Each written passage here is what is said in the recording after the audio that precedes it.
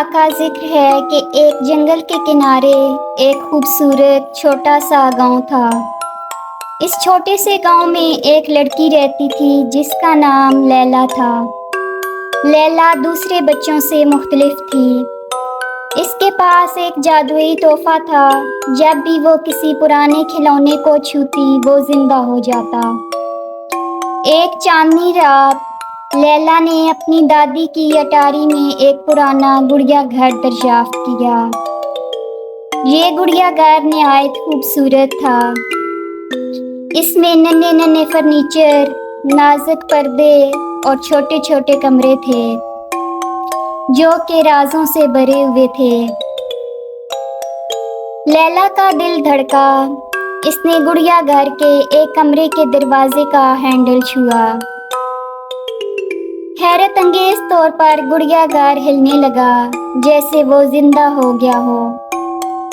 दरवाजा खुला और लैला ने अंदर कदम रखा। वो एक और ही दुनिया में पहुंच गई। एक ऐसी दुनिया जहां गुड़िया नाचती थी, चूहे फूले हुए लिबास पहने घूम रहे थे और चाय की पार्टियां हमेशा जारी रहती थी।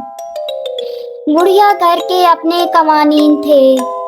लैला सिर्फ रात के वक्त चांद की रोशनी में वहां जा सकती थी। गुड़िया ने इसका खुले बाजुओं से इस्तकबाल किया।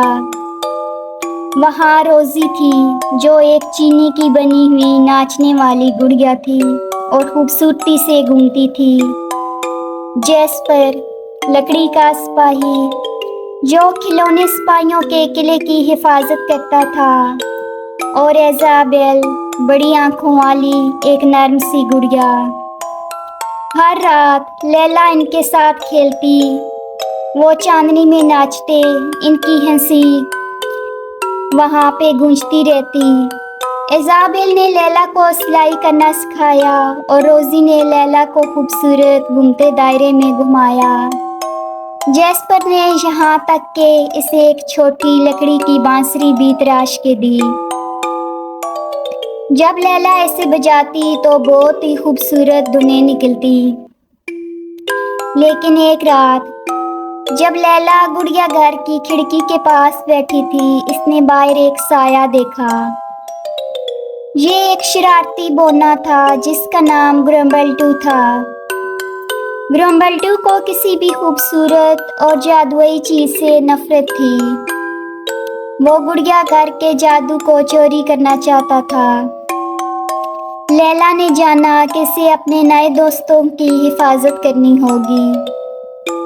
मिलकर उन्होंने एक मंसूबा बनाया। लैला ग्रम्बल्टू को बहकाएगी जबकि रोजी और जैस्पर चांदनी को छोटे क्रिस्टल की शीशियों में जमा करेंगे। वही एक तरीका था जो गुड़िया घर को जिंदा रखता। अगली चांदनी रात ग्रम्बल्टू जाहिर हुआ। इसकी आंखें लालच से चमक रही थी। लैला ने डरने का बहाना किया। बराए करम जनाब बोना, इसने कहा, हमारा जादू ना लेके जाएं। बोना मुस्कुराया। जादू बोनों के लिए होता है। लेकिन तभी रोजी और जैस्पर नमूदार हुए, चांदनी के शीशियां पकड़े हुए। उन्होंने शीशियां ग्रम्बल्टू पर फेंकी और वो चीखा और एक कंकर में बदल गया। गुड़िया घर मजीद चमकने लगा और गुड़िया खुशी से नाचने लगी। इस दिन के बाद से लैला गुड़िया घर जाती रही और गुड़िया सब इसके अजीज दोस्त बन गए। हर रात चांदनी गुड़िया घर की दीवारों पर चांदनी के नक्श बनाती। लैला जानती थी कि इसने अपनी जादुई दुनिया पा ली है, एक ऐसी दुनिया जहां मोहब्बत और दोस्ती किसी भी बोने की लालच से ज्यादा चमकदार थी। और इस तरह प्यारे बच्चों, याद रखें कि छोटी छोटी चीजें भी सबसे बड़ा जादू रख सकती हैं, चाहे वो एक गुड़िया घर हो, एक चांदनी की किरण हो या एक मेहरबान दिल। इस जादू की कदर करें जो आपको घेरे हुए है। Subscribe subscribe my channel and press the bell icon for princess and fairy tales.